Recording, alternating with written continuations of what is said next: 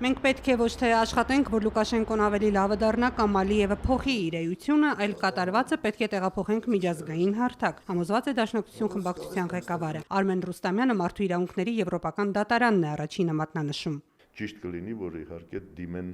Լապշինի իրավապաշտպանները Ստրասբուրգի դատարան եւ հենց գործը մտավ Ստրասբուրգի դատարան, այս ամբողջ փուչիկը կպայթի։ Հայտարարություն է ինչ որ կատարվում, հա։ Այսինքն իրավունք,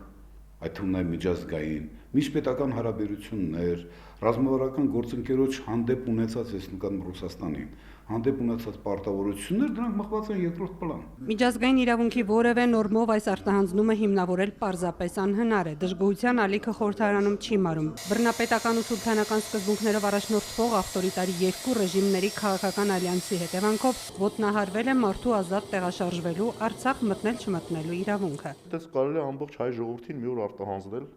օրինակ համար Ադրբեջանի իշխանություններին, որովհետև ամեն օր գնում գալիս ենք եւ չենք հարցնում Ադրբեջանի թույլատրությունը։ Որևէ մեկը չի կարող շղթել, որ բռնապետություն չէ եւ բռնապետական ակումբի անդամ չէ նաեւ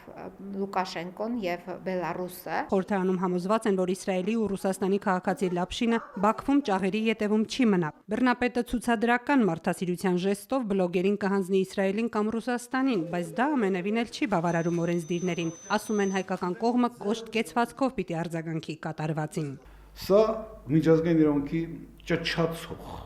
ոտնահարում է։ Սա միջպետական հարաբերությունների բոլոր տեսակի գրված եւ չգրված կանոնների ակնհայտ ոտնահարում է։ Պետք է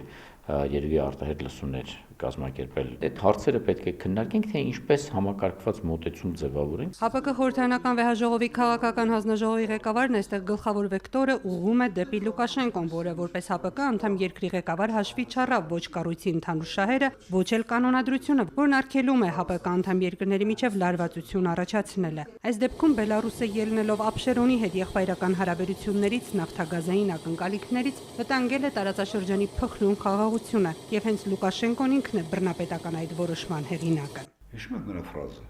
դատարանը չի կարող այլ որոշում կայացնել, դատարանիստը չկա դեռ,